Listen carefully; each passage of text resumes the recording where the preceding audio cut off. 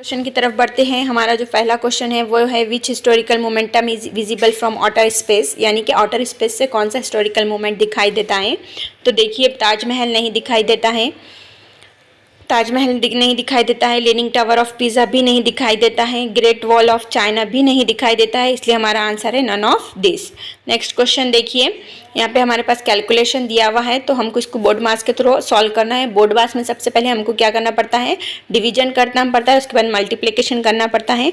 तो 0.24 को हम क्या कर सकते हैं, 240 भी लिख सकते हैं। और जब इस 24 को इस 1562 से आप डिवाइड करके 356 के साथ मल्टीप्लाई करेंगे तो आपका आंसर या तो 12 आएगा या 18 आएगा।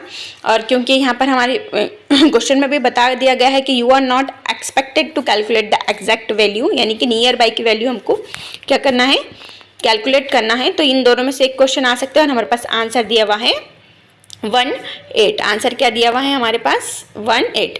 उसके बाद नेक्स्ट हमारे पास क्वेश्चन है कि 5 स्टेटमेंट हमारे पास दिए गए, इसको इस तरह से हमें जमाना है कि एक कहानी बने और वो कहानी बनने के बाद जो फर्स्ट सेंटेंस आ रहा है वो पूछा गया है। तो ये कहानी ऐसी है कि एक छोटा सा बच्चा डूब रहा होता है और वो मदद के लिए चिल्लाता है, ठीक है, मुलगा बुडत होता और फिर वो क्या करता है, मदद के लिए ओढ़ता। ये है फर्स्ट हो गया हमारा, ये सेकंड हो गया। फिर वहाँ पे क्या होता है, एक कामगार मजदूर होता है, वो क्या करता, आवाज़ सुनता, तो ये तीसरा सेंटेंस हो गया। और फिर वो मजदूर नदी में उड़ी मारता, तो ये चौथा सेंटेंस हो गया। और ये T15 लास्ट। तो हमको कौन सा सेंटेंस पूछा गया था, पहला पूछा गया था मुलगा बुडत होता, यानी कि एक बच्चा डूब रहा था। तो हमारा जो आंसर है वो कौन सा है, आर है। आंसर कौन सा है, आर है, ठीक है। उसके बाद हमको एक इक्वेशन दी गई है, इस इक्वेशन को लॉन्ग तरीके से भी सॉल्व किया जा सकता है, लेकिन शॉर्टकट तरीका मैं बता दूं आपको। 3 को कॉमन ले ले, बाय में 6 ले ले, mn cancel, n r rm cancel, 3 1 ज़ा 1, 3 2 ज़ा 6। तो हमारा आंसर है 1/2। अब देखते हैं आंसर क्या दिया है, आंसर 1/2 ही दिया हुआ है। नेक्स्ट क्वेश्चन है हमारा the average heart beat rate per minute in a normal person, यानी कि एक आम इंसान में दिल की धड़कने की 1 मिनट की का नंबर बताइए। तो 1 मिनट में हमारा दिल 72 टाइम धड़कता है। कितने टाइम धड़कता है, 72 टाइम। तो करेक्ट आंसर इज द 72। उसके बाद हमारे पास एक क्वेश्चन फिगर दी गई है, इस क्वेश्चन फिगर का हमको आंसर फिगर ढूंढना है। तो देखिए ये क्लोज्ड है और ये ऊपर है, इसका उल्टा यहाँ पे हमको बता दिया गया है। ये देखिए ये क्लोज्ड है, यहाँ पे ओपन बताया गया, रॉन्ग। ये क्लोज्ड है, यहाँ ओपन बताया गया, रॉन्ग। यहाँ पर भी ओपन बताया गया, रॉन्ग। इसलिए correct answer is the D. उसके बाद नेक्स्ट क्वेश्चन की तरफ बढ़िए, the biggest planet in our solar system. तो हमारा बिगेस्ट सोलर सिस्टम का जो आंसर प्लैनेट है वो है जुपिटर, जिसे हम बुध भी कह सकते हैं मराठी में।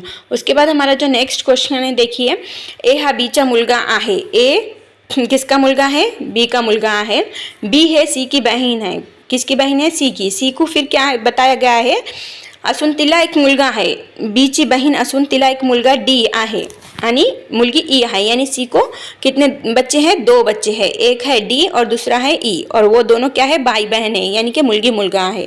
और एफ ये डी का मामा है, एफ ये किसका मामा है, डी का। तो एफ को कितनी पुतीन हैं, कितनी पुतीने हैं, यानी कि निफ्यूज़ कितने हैं। तो सी को कितने बच्चे थे, डी एंड ई, और ये किसका मामा है, डी का, और डी किसकी बहन है, ई की, इसलिए एफ मामा है। तो इसके निफ्यूज कितने हो गए, 2 हो गए। तो इस वजह से इसका आंसर है हमारे पास 2। ओके, ये ब्लड रिलेशन का क्वेश्चन था हमारा। उसके बाद 19 क्वेश्चन हम देखते हैं, the Mason dash the wall. ये ग्रामेटिकली क्वेश्चन है और बहुत आसान है। द मैसॉन कहा गया है, यानी कि सिंगुलर है, और सिंगुलर में हम क्या यूज करते हैं, इज यूज करते हैं। और हमारे पास ऑप्शन में आर ब्लड दिया हुआ है, आर ब्योल्ड दिया हुआ है, उसके बाद वेर ब्योल्ड दिया हुआ है। तो ये ऑप्शन होगा क्या, नो। फिर उसके बाद देखिए ये भी ऑप्शन होगा क्या, रॉन्ग है। ये भी ऑप्शन क्या हो गया, रॉन्ग। तो इज यहाँ पर है सिंगुलर फॉर्म, तो ये हमारा करेक्ट आंसर है कि इज बिल्डिंग।